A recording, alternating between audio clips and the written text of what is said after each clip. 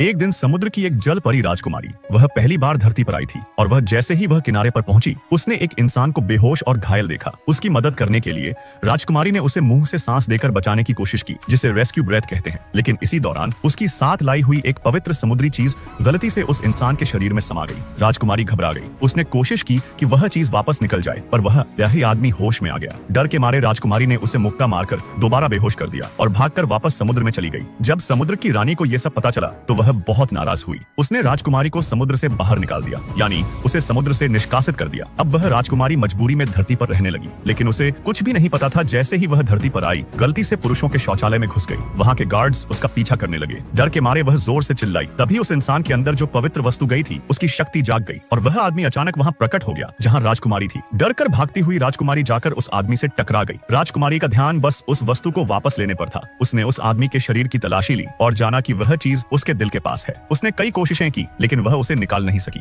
इसका फायदा उठाकर वह आदमी सुरक्षा गार्ड्स को बुला लाया और राजकुमारी को बाहर निकलवा दिया। अब राजकुमारी न समुद्र की रही न धरती की। वह बहुत दुखी और अकेली हो गई। उसी हालत में उसकी मुलाकात एक बूढ़े कछुए से हुई जो असल में एक समझदार और जादुई समुद्री कछुआ था। उसने बताया कि अब वह पवित्र वस्तु उस आदमी के दिल से जुड़ चुकी है और अब वही वस्तु तभी निकलेगी जब वह आदमी सच्चे दिल से राजकुमारी से प्यार करेगा। राजकुमारी को यह बात गलत समझ में आ गई। उसे लगा कि अगर वह बहुत रोएगी तो शायद वह आदमी उसे प्यार करने लगेगा। उसने प्याज और तीखी सरसों खाकर खुद को रुलाने की कोशिश की। अजीब बात यह हुई कि दूर कहीं वह आदमी भी रोने लगा।